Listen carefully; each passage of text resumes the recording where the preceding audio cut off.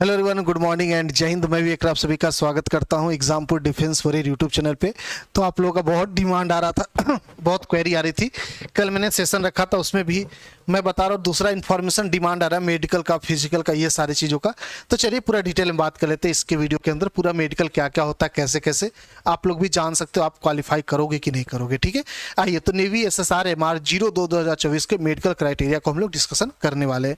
तो सबसे पहले देखेंगे मेडिकल क्राइटेरिया में क्या क्या चीज़ें देखी जाती है। आपकी हाइट वेट टेस्ट सबसे पहले आपका देखा जाएगा, उसके बाद आपका हेल्थ टेस्ट देखा जाता है, बाकी चीज़ों का स्वास्थ्य वगैरह, सांस वगैरह लेने में दिक्कत, ये सारी चीज़ें अभी बात करेंगे क्या क्या चीज़ इसमें आता है। फिजिकल टेस्ट यानी दौड़ वगैरह आपको कराया जाता है, और प्राइवेट पार्ट टेस्ट आपका होता है ना।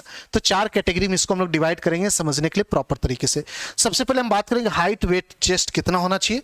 तो देखो, हाइट आपका जो मांगता है वो आपका मानता है लड़कों के लिए 157 सेंटीमीटर और लड़कियों के लिए 152 सेंटीमीटर होता है। ठीक है, ये आपका मेल और फीमेल का हाइट है। वेट की बात करेंगे बेटा, ये आपका वेरी करता है, आपका हाइट कितना उस हिसाब से, आपका एज कितना उस हिसाब से, और आप फिर उस हिसाब से 10% का चलता है थोड़ा बहुत। तो इसका पूरा चार्ट होता है, अच्छे से आप नेट पे सर्च करोगे, height and weight for airforce या for navy by Vivek Rai, आपको वीडियो मिल जाएगा। इसके अंदर मैं डिस्कशन किया हूं, बट मैं अलग से इस पे वीडियो कर दूंगा, क्योंकि ऑलरेडी ये 15-20 मिनट का टॉपिक है, क्योंकि काफी लंबा क्राइटेरिया कवर करना होता है, जिसके अंदर हर 5 किलो पे वेट चेंज होता है, हर 5 सेंटीमीटर पे वेट चेंज होता है, एज देखते हैं, तो काफी लंबा चार्ट बनता है। उस पर मैं बात कर लूंगा। फिलहाल के लिए समझना, आपका हाइट के हिसाब से आपका वेट होना चाहिए। मैं इस पे अलग से वीडियो कर दूंगा, काफी टाइम टेकिंग प्रोसेस है। चेस्ट की बात करेंगे बेटा, 5 सेंटीमीटर का एक्सपेंशन आपका होना चाहिए, ओके जनरली। आगे बात करेंगे हम सभी लोग कि हेल्थ केयर में क्या होता है। ECG आपका किया जाता है, हार्ट वगैरह का, वही बीट वगैरह चेक करते हैं।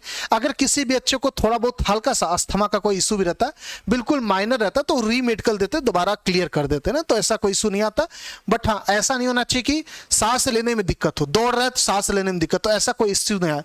सर अस्थमा आप बोल रहे हो, फिर कह रहे हो इशू ना है। देखो, अस्थमा क्या होता है, कुछ लोग डायरेक्टली हील करते रहते, आप देखोगे पंप वगैरह करते कि नहीं करते, और कुछ लोग को पता नहीं होता वो इशू होता है उनको, बहुत लोगों को नहीं पता होता। तो मैं उनकी बात करूं जिनको पता ही नहीं होता, कभी चेक ही नहीं कराए, तो उनके में भी कई बार दिख जाता, तो उसमें भी कुछ बच्चों को री मेडिकल देके वो ले लेते वापस से। ठीक है, ये आपका ECG वगैरह चेक होता है, आपका ब्लड यूरिन टेस्ट होता है, जिसके अंदर इन्फेक्शन वगैरह देखते हैं, कोई परमानेंट डिजीज वगैरह तो नहीं ना, आपके कोई वायरस वगैरह का कोई ऐसा तो नहीं ना। BP आपका चेक होता है, ब्लड प्रेशर आपका कैसा है ना। तो ये सारी चीजें इंपॉर्टेंट आपको पता है, प्री मेडिकल का एक तरीके से सब पार्ट होते हैं। एक्सरे चेक करते हैं, आपके कहीं बोन में फ्रैक्चर वगैरह, कोई इशू, परमानेंट इशू कुछ ऐसा है, तो वो सब सही हो जाएगा। सर मान लीजिए अगर हम कभी बचपन में खेलते हुए गिर गए थे, मेरा हाथ टूट गया, लेकिन अभी फिलहाल सही है, तो कोई दिक्कत नहीं बेटा, चलता है ना। कभी परफेक्ट सभी लोग नहीं होते, कुछ ही लोग जा पाते, अदरवाइज सबके साथ कुछ ना कुछ घटना घटी रहती है। तो एक्सरे का मतलब ये है कि अभी फिलहाल जब ये चेकिंग हो रहा, उस वक्त कोई डिलोकेशन नहीं होना चाहिए, कोई भी बोन पे बोन ओवरलैप नहीं करना चाहिए, कहीं गैप नहीं होना चाहिए, ये सारे इशू नहीं होने चाहिए उस वक्त तक। कहीं अलाइनमेंट नहीं हुआ हो, यानी बोन वगैरह कहीं टेढ़ा वगैरह होगा, वो सारी चीजें नहीं होनी चाहिए, अदरवाइज आपका कोई दिक्कत नहीं हो जाते हो। ठीक है, ब्लड वगैरह टेस्ट, आपका हीमोग्लोबिन वगैरह चेक होता है, यूरिन होता है, आपका ब्लड शुगर वगैरह चेक होता है, शुगर कैसा, आपका शुगर लेवल कैसा है ना, डायबिटीज जिसको बोलते हैं आप लोग, प्री डायबिटीज, ये सारी चीज चेक होती है। कोलेस्ट्रॉल आपका चेक होता है, वही मैंने बताया आपको। उसके बाद आपका यूरिक एसिड चेक होता है, बाकी ठीक है, और आपका एक्सरे वगैरह हो जाता है। अल्ट्रासोनोग्राफी भी कराते हैं आपको फीमेल के लिए। ठीक है, फीमेल के लिए आपको ये देते हैं प्रेगनेंसी वाला जो होता है, उसके बाद ECG वगैरह कराते हैं। ठीक है, इसके बारे में हमने डिस्कशन कर लिया। मतलब कहने का ये, अभी तक जो हमने सीखा है, अगर आप ये वीडियो देख रहे हो और आपके दिमाग में चला कि सर हमें समझ में नहीं आ रहा, आप क्या कह रहे हो, सीधे सीधे ये बताओ। देखो मैं आपको कहता हूं, आपके ब्लड में कोई इंफेक्शन नहीं होना चाहिए, आपका कोई भी हड्डी वगैरह कोई अलाइनमेंट नहीं होना चाहिए, यानी परफेक्टली हो। अभी हाथ में कैरिंग एंगल, इस सब पे बाद में आएंगे, फिलहाल के लिए मैं अंदर की बात कर रहा हूं। बहुत सारे बच्चों का शोल्डर भी ऐसा टेढ़ा हो जाता है, ये खड़ा रहता है, बाकी सब कुछ फिट है, तो ये भी एलिजिबिलिटी नहीं होती है। तो ये सारी चीजें आपकी होती है। आपको लगता है आपको BP का इशू नहीं, आपका कोलेस्ट्रॉल कोई हाई नहीं है, आपको डायबिटीज का इशू नहीं है, आपको कोई इन्फेक्शन, कोई वायरल फीवर नहीं है, कोई ऐसी बीमारी नहीं है जो परमानेंट हो, तो आपको डरने की जरूरत नहीं, आप परफेक्ट हो। ठीक है, ये सब अंदर की बात है, इसको मैं चाह के भी एक्सप्लेन नहीं कर सकता, क्योंकि ये अंदर का डिजीज है। ठीक, डिजीज है। आगे बात करेंगे, फिजिकल टेस्ट आपका होता है। अब देखो सिलेक्शन कैसे होता है ना, जैसे आप फेज 1 का एग्जाम दोगे, फेज 2 का रिजल्ट आएगा, फेज 2 के लिए बुलाया जाएगा ना। जैसे आप एंट्री लोगे ना, आपका डॉक्यूमेंट वो चेक करेंगे, डॉक्यूमेंट चेक किए और तुरंत भेज देंगे, कहें चलो दौड़ो। 30-30 लोगों का ग्रुप बनाएंगे, दौड़ाना स्टार्ट कर देंगे। तो सबसे पहला जो चीज होता है दौड़ होता है, सबसे पहला चीज दौड़ होता है। उसके बाद आपका बाकी एक चीज होता है फिजिकल फिटनेस टेस्ट में, फिर आपका रिटेन होता है, इसके बाद आपका रिटेन होगा, फिर मेडिकल होगा, फिर आप बाहर जाओगे। ये पूरा प्रोसेस होता है, ठीक है, 3 स्टेप का। तो फिजिकल में क्या होगा, आपको लड़कियों का और लड़कों का हाइट मैंने आपको बता दिया था, 1600 मीटर दौड़ना है 6.5 मिनट में लड़कों को। मेल कैंडिडेट को 6.5 मिनट में दौड़ना है 1600 मीटर, यानी 2 मील बोलते हैं इसको, ठीक है, 2 मील बोलते हैं, 1 मील में 800 मीटर होता है, तो 1.6 किलोमीटर। फीमेल को बेटा 8 मिनट में दौड़ना है। आपको 20 उठक बैठक करना, लड़कों को 15 करना है, लड़कियों को पुशअप लड़कों को 15 मारना, लड़कियों को 10 मारना है, और बेंट नी लड़कों को 15 करना है, लड़कियों को 10 करना है। तो ये आपका फिजिकल है। सबसे पहले वापस से बता दूं, रिटेन आपका फेज 1 हो जाएगा। उसके बाद फेज 2 में जैसे ही आप जाओगे ना, आपको सबसे पहले दौड़ाया जाएगा डॉक्यूमेंट चेक करने के बाद, उसके बाद आपको ये सारी चीजें होंगी। अब इसके बाद आपका रिटेन टेस्ट होगा, फिर आपका मेडिकल होता है, ठीक है। अब मेडिकल में मैंने आपको बता दिया कुछ जो हेल्थ इशू वाला रहता है, वो ये था। मेडिकल का अगला पार्ट जहां पे हम लोग आपके अपीयरेंस की बात करेंगे, जैसे कि आंख, नाक, कान, पैर, हाथ, इन सब की बात करते। ये जो पीछे इशू था ये हमने देखा हेल्थ वाला, ठीक है, हेल्थ वाला यानी अंदर कोई इशू ना हो, आपके ब्लड वगैरह में कोई हेल्थ वाला इशू ना हो, ये हमने कवर किया पहले, ठीक है। इसके बाद हमने देखा थर्ड पे देखेंगे हम लोग आपका आज ही मेडिकल। मेडिकल में आप देख लेना, आप सभी का एक्सपेंशन 5 मांगता, हाइट और ये 10% चलता है। देखिएगा जो बेटर आइज है वो 6/6 मांगता है, 6/9 वोर्स चलता है, विद क्लास 6/6 आपका परफेक्ट होना चाहिए। अब ये क्या सीन है मैं बताता हूं। देखो जैसे ही आप एंट्री लोगे, आपका मेडिकल जैसे स्टार्ट होगा तो आपको एक क्लोज रूम रहेगा, क्लोज रूम में बुलाएंगे जो कि अंधेरा होगा, वहां पे बुलाएंगे, आपको बोलेंगे बैठ जाओ, आप बैठ जाओगे, तो आपको बोलेंगे आंख खोलो, आंख ऊपर करके खोलोगे, उसमें ड्रॉप डालेंगे। अब ड्रॉप डालने का नियम होता है कि बहुत सारे लोग चीटिंग करते हैं, क्या तो लेंस वगैरह कुछ लगा के जाते हैं, हालांकि वो पकड़ लेते हैं, फिर भी मान लो नहीं पकड़ में तो ड्रॉप से आपका पूरा क्लियर हो जाता है। और दूसरा चीज, आप फिजिकल करके आ रहे थे या बाहर से आ रहे थे तो डस्ट पार्टिकल हो गए रहते तो भी साफ हो जाते, फिर आपकी आंख आइडियल केस में आ जाती है। अब बच्चे कहते हैं सर हम चश्मा लगाएं, क्या हम एलिजिबल है? बस शर्त है जब आपका मेडिकल चेक होगा ना तो चश्मा हटा के किया जाएगा, चश्मा लगा के नहीं करोगे मेडिकल टेस्ट। जब आप एंट्री लोगे ना तो उस वक्त चश्मा निकाल देंगे, आई ड्रॉप डालेंगे एक, जिससे आपका आंख आइडियल केस में आ जाएगा। कुछ आप इसके साथ छेड़छाड़ किया तो वो सब दिख जाएगा उनको। अब आपको बैठाएंगे सामने, अब स्टार्ट होगा आपका आई टेस्ट। अब आई टेस्ट आपका 6/6 परफेक्ट मांगते, ठीक है, परफेक्ट 6/6 मांगते। मान लीजिए थोड़ा बहुत कमी चलता तो 6/9 तक जा जाएंगे, ठीक है, इससे ज्यादा नहीं जाते। लेकिन अगर आप चश्मा लगाते, वहां पे 1-2 ग्लास आपको लगा के वो देखेंगे, उस केस में आपका 6/6 हो जाना चाहिए, ठीक है, यानी 6/9 तक आपका चलेगा, कोई इशू नहीं है, चाहे SSR हो या फिर MR हो, एक नहीं है तो हटा देते उसको।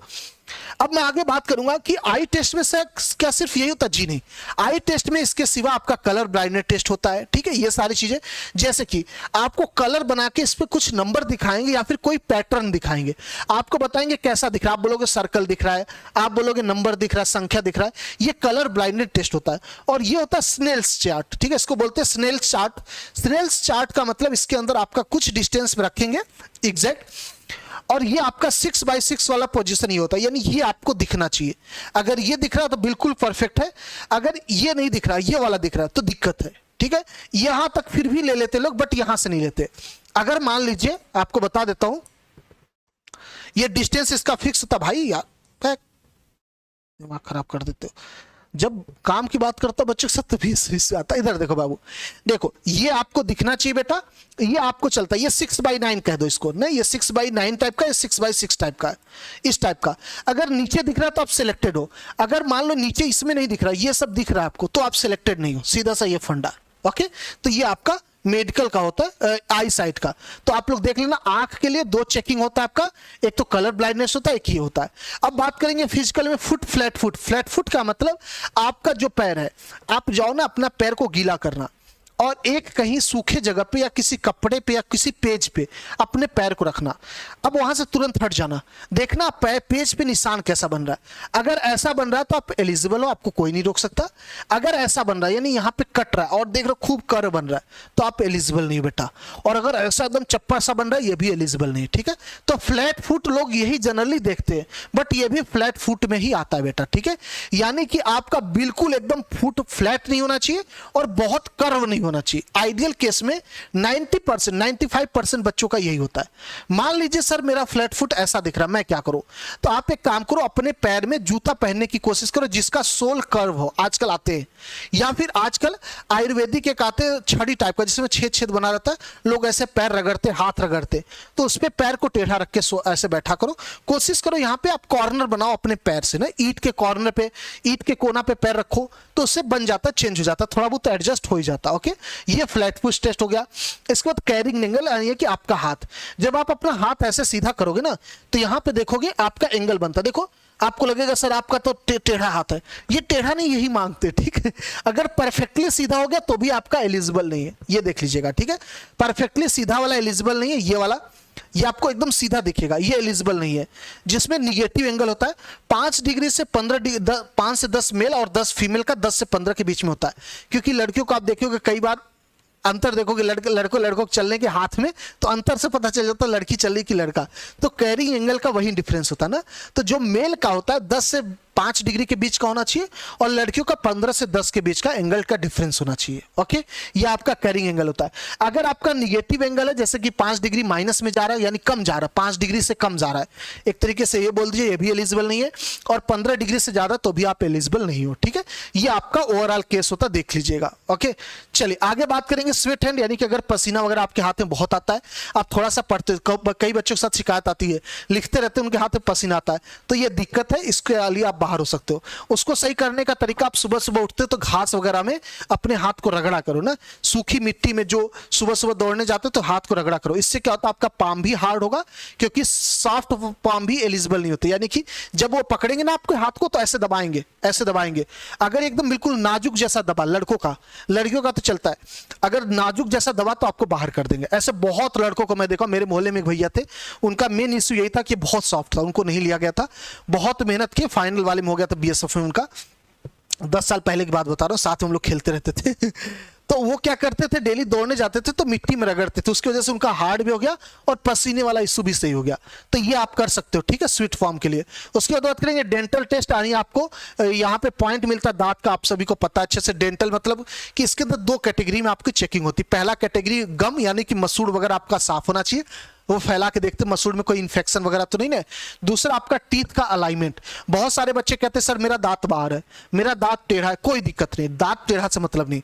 दांत का क्या होता है, डेंटल वाले का, यहां पॉइंट लिखा हो नहीं लिखा हो मैं बता देता हूं आपको। जो डेंटल पॉइंट होता है वो होता है जा से, जैसे ये ऊपर वाला जा हो गया, नीचे वाला, ठीक है, ये बड़े बड़े दांत हो गए, ये आगे छोटे छोटे, तो बड़े वाले सबसे ज्यादा 2-2 पॉइंट कैरी करते हैं। जब आप दांत बंद करोगे तो ओपन करके देखेंगे कितना दांत डायरेक्टली मिल रहा है। अगर आपको मैक्सिमम जितना चाहिए होता है, एग्जैक्ट मुझे अभी याद नहीं आ रहा कितना मांगते, तो आप एलिजिबल हो। यानी कि ये कहने का मतलब कि दांत टेढ़ा ओढ़ा से कोई ज्यादा इशू नहीं है, आपका दांत मैच करना चाहिए, एटलीस्ट पीछे वाले तो सभी करने चाहिए, उससे आपका हो जाता है। ओके सर, मान लीजिए एक दांत टूटा है, उतना दिक्कत नहीं है, लेकिन अगर बहुत ज्यादा गैप है, एट रैंडम, बिल्कुल एट लग रहा है, मतलब बहुत ऑड सा लग रहा है कि आपको सच में लग रहा है बहुत ज्यादा गैप हो गया, तब वो कर सकते हैं, अदरवाइज कोई दिक्कत नहीं होता इसमें उतना। आगे बात करते हैं हम सभी लोग। ओके, आई थिंक कितना डेंटल पॉइंट मांगते हैं एग्जैक्ट याद नहीं आ रहा, अभी देख लेता हूँ। ईयर टेस्ट, ईयर टेस्ट हम सभी लोग देखेंगे, यहाँ पे कान का टेस्ट देखेंगे। कान के लिए क्या करते हैं, 2 टाइप का टेस्ट होता है। एक तो नॉर्मली आपको दूर जाके ऐसे बोलेंगे, ठीक है, एक आदमी वहां खड़ा रहेगा एकदम हल्के से, मतलब थोड़ा सा उस आवाज में बोलते सुन लोगे आप, अगर सुन लिया तो ठीक है। दूसरा टेस्ट होता है बेटा कि आपके कान पे ना एक कपड़ा रखेंगे, ठीक है, ऐसे पेज रखेंगे, ऐसे पेज रखेंगे और उस पे ऐसे चलाते रहेंगे, और बगल वाला इधर से एक आदमी बोलेगा, आपको सुनना रहेगा, तो इधर से आवाज भी होगा और उधर से सुनना भी आपको। तो अगर आप सही बता दिए क्या बोला आदमी ने तो आपका हो जाएगा। ऐसे फिर इस कान के साथ करते, ऐसे इधर पेन चलाते रहेंगे क्योंकि खर खर खर आवाज आता है, और इधर से एक आदमी सामने से बोलेगा, आपको सुनना रहेगा, ठीक है। ये आपका ईयर टेस्ट होता है, नॉर्मल यही होता है। ओके, चलिए आगे चलेंगे हम सभी लोग, नेक्स्ट देखेंगे आप सभी लोग।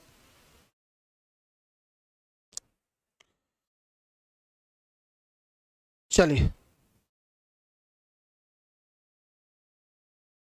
आगे देखेंगे नौकनी। अब नौकनी भी आपका दो टाइप का होता है। जैसे कि जब अपने पैर को आप खड़ा करते हो तो अगर आपको लगे खड़ा करते थोड़ा सा गैप में ना, ये देखिएगा बहुत सारे बच्चे बिल्कुल चिपका के खड़ा होते, कहते सर मेरा लड़ रहा है। नहीं, चिपकाना नहीं, बिल्कुल आइडियल सिचुएशन, थोड़ा सा गैप देके, थोड़ा सा गैप देके रखो। देखो आपका घुटना क्या टच कर रहा है, ये वाला देखो, जैसे कि आपका घुटना पहले ही टच कर दे रहा है, यहां तो सिकुड़ नहीं पाएगा, तो ये आप आउट हो। यहां पे देखोगे जब इसको टच कर रहा हो तो ये आपका नहीं मैच कर पा रहा है। जब आप इसको टच कर रहे हो ना तो ये टच होना चाहिए, कोई दिक्कत नहीं है। बहुत सारे बच्चे क्या करते घुट ये पंजे को टच कराते, ये भी टच हो जाता, कहते नहीं हम आउट है। ऐसा नहीं बाबू, आप इसको टच क्यों करवा रहे हो? इसको टच करवाने पे ये टच होना चाहिए, तो बढ़िया चीज है, ये तो बढ़िया चीज है। अगर इसको टच करवाने पे ये टच नहीं हो रहा तो ये बाहर है, ये बाहर है, ठीक है। तो आप थोड़ा सा अपने पैर के बीच में नीचे गैप रखो, उसी हिसाब से यहां पे गैप दिखना चाहिए। देखो ये भी गैप किया, यहां भी गैप, तो ये आइडियल सिचुएशन, ये सिलेक्टेड वाला है, ठीक है बाबू। ये आपका क्या, ये आपका सिलेक्टेड है, ये बाहर है दोनों के दोनों। तो इस तरीके से आप खड़ा होकर एक बार देख लेना, आपको मिल जाएगा। ओके, एक बार खड़ा होकर आप देख लेना, आपको मिल जाएगा। चलिए आगे चला जाए। चलो, टोटल 14 डेंटल पॉइंट होते हैं। मैं आपको बता देता हूं डेंटल पॉइंट की, जब दांत की बात आई थी, क्योंकि दांत वाले में बहुत कंफ्यूजन होता है, आप लोगों को बता दे रहा हूं, ठीक है। टोटल 14 पॉइंट होता है बेटा दांत में। देखो यहां पे ऊपर आपके होते हैं, ऊपर आपके दांत होते हैं, नीचे दांत होते हैं, ठीक है। इस तरीके से आपका यहां पे होता है 1 2 3, ये एक दो दो नंबर वाले होते हैं। फिर 1 2 3 4 5, 1 2 3 4 5 ऐसे करके, ठीक है। देख लीजिएगा आप सभी लोग। सिमिलरली ऐसा होता है इधर, ये 2 नंबर रखता है, ये भी 2 नंबर, ये भी 2 नंबर, ये सब 1 1 नंबर। आपको 14 नंबर आने चाहिए। सिमिलरली ऐसे यहां पे हो जाता है 1 2 3, ये 2 2 नंबर वाले हो जाते हैं, 1 2 3 4 और 1 5, ये हो जाता है। ओके, देखोगे कितना हो जाएगा, 2 2 4 1 5, 2 2 4 1 5, 5 हो जाएगा, 5 2 10, 2 12, 2 14, ठीक है। 14 आपका इधर और 14 28 होता है। 14 डेंटल पॉइंट आपको मिलना चाहिए। क्या मतलब सर इसका? देखो ऊपर वाला दांत नीचे वाले दांत के साथ अगर मैच कर गया तो 2 नंबर आपको मिल जाएगा। ये वाला मैच कर गया तो फिर 2 नंबर, ये वाला मैच कर गया तो फिर 2 नंबर, ऐसे लास्ट वाला ये दोनों मैच कर गया, ऊपर वाला ये वाला 2 नंबर 2 नंबर 2 नंबर ऐसे मिल जाएगा। तो 2 2 4 6 6 12 ऐसे मिल जाता है यहीं पे। अगर इधर का 2 3 भी मैच कर दिया, 4 भी कर दिया, तो आपका सिलेक्शन हो जाता है, ठीक है। ये आपका 14 डेंटल पॉइंट आपका मांगता है। ये देख लीजिएगा, आप सब लोग घर पे बैठ के भी देख सकते हो, अपने दांत को दबाओ, देखो लास्ट वाला मिल रहा है कि नहीं मिल रहा है। आइए, ओके, ये आपका नौकनी हो गया, देख लिया आप सबने। ओके, तो ये आपका मेडिकल का आई थिंक हो गया। अब इसके बाद प्राइवेट टेस्ट आपका होता है, ठीक है। हाँ, प्राइवेट टेस्ट में आपका हाइड्रोसिल वगैरह, पाइल्स वाला, विकोसिल वगैरह, ये सब सारी चीजें चेक होती है। तो ये आपका कंप्लीट मेडिकल का टेस्ट है जो मैंने आपसे जिक्र कर लिया। मेरे हिसाब से आपको सब कुछ समझ में आ गया होगा। इस वीडियो के अंदर हमने हाइट वेट से रिलेटेड भी बात कर लिया, और जो भी हाथ होथ में कोई इशू कोई भी आता है तो वो सब चीजें बात कर लिया। हाइट वेट चेस्ट हो गया हमारा, वेट का अलग से हो जाएगा, इवेंट काफी लंबा चला जाता है। हेल्थ टेस्ट हमने देख लिया, कोई इन्फेक्शन वगैरह कुछ दिक्कत आता है तो। फिजिकल टेस्ट हमने देख लिया कहां कहां से आपको गुजरना रहेगा। उसके बाद आपका प्राइवेट पार्ट टेस्ट, और ये सारी चीजें हो गया। मेरे हिसाब से अब कोई भी डाउट आपका नहीं बचा होगा इस हिसाब से ना, है कि नहीं? अगर फिर भी कोई डाउट बचा तो पूछ लीजिएगा, बता दूंगा आपको, कोई दिक्कत नहीं। अब साथ ही साथ आपको बता दूं कि अगर आप सभी लोग तैयार हो तो बेहतरीन तरीके से तैयारी कर सकते हो नेवी का। नेवी की तैयारी में अब लग जाओ, क्योंकि यहां पे रिटन ही होता, कोई इंटरव्यू आपका नहीं होने वाला। जब इंटरव्यू नहीं होने वाला तो रिटन ही आपका सब कुछ है। जब रिटन ही आपका सब कुछ है तो ध्यान रखिएगा आप सभी लोग कि रिटन में ही अच्छा स्कोर करना है, और रिटन की बेस्ट तैयारी कराने के लिए अभी मौका, जल्दी से जुड़ जाइए। क्योंकि नेवी का जब वैकेंसी आता तो टाइम नहीं मिलता, मुश्किल से 60 दिन मिलता है या उससे कम मिलता है। तो आप फिर हाई में जल्दी जल्दी में सोचोगे ये भी हो जाए, ये भी हो जाए। कभी भी बैच लाते हम लोग प्लानिंग के साथ लाते हैं। आपको कहता हूं धैर्य बना के शांति से आराम से पढ़ा करो, पहले स्टार्ट किया करो, इसलिए पहले बैच ला देते। नोटिफिकेशन आने में अब टाइम नहीं बचा, जैसे ही आएगा फिर आप लग जाओगे धड़ाधड़ में ना। तो उससे अच्छा पहले से जुड़ जाओ, 10 दिन 15 दिन पहले से पढ़ाई स्टार्ट करोगे, ज्यादा स्कोर कर पाओगे, ठीक है। तो नेवी SSR MR 02/2024 के लिए हमारा जटायु नेवी का स्पेशल बैच आ चुका है। इसमें नेवी को हम लोग फोकस करेंगे, नेवी वाले बच्चों की तैयारी कराएंगे। 599 का पड़ेगा अगर आप बेटा 31 मार्च के पहले तक ये कोर्स ले लेते हो। नहीं लियो तो जल्दी से लिख लो, 599 का सिर्फ पड़ेगा, आपको ज्यादा पेमेंट नहीं करना। एग्जामपुर ऑफिशियल ऐप पे मिलेगा। ये क्लासेज स्टार्ट है बेटा, स्टडी प्लान वगैरह सब कुछ मैं शेयर कर चुका, आप सब लोग देख सकते हो किस दिन क्या पढ़ाएंगे, पूरा डिटेल आपको 3 जुलाई तक सिलेबस एंड करके आपके हाथ में रख दिया जाएगा। पूरा कंप्लीट ऑन टाइम हर एक चीज आपको इस बैच के अंदर मिलेगा। आप बैच से जुड़ो, मजा आ जाएगा। फिर भी कोई कमी आपको लगती है कि बैच में और हमें चाहिए सर, आपकी लाइव क्लासेस से नहीं मजा आ रहा, कुछ और करो हमारे लिए, और भी करेंगे। आप जब हमसे एक बार जुड़ जाते हो ना, उसके बाद आपकी हर एक प्रॉब्लम वो हमारी प्रॉब्लम हो जाती है। तो आप बैच में जुड़ो, बिना कुछ सोचे समझे आंख बंद करके इधर उधर बातों से दूर हो जाओ। नेवी का बेस्ट सिलेक्शन का रिकॉर्ड रहा एग्जामपुर डिफेंस वॉरियर का, आगे भी चलता रहेगा, पहले भी कायम रहा है। आज भी नेवी का अगर पूछोगे कि बेस्ट टीम कहां मिलेगी जो नेवी में डायरेक्ट सिलेक्शन कराती है, वो एग्जामपुर का ही नाम आएगा आपका। तो मिलते हैं हम लोग जटायु बैच में, जल्दी से। आज ये क्लासेस स्टार्ट है, मजा आ जाएगा, धुआं करते हैं, ठीक है। क्लासेस स्टार्ट है बेटा, अब लेट नहीं करना है, ठीक है। लेट करोगे पछताओगे बाद में। मिलते हैं, थैंक यू, जय हिंद, जय भारत।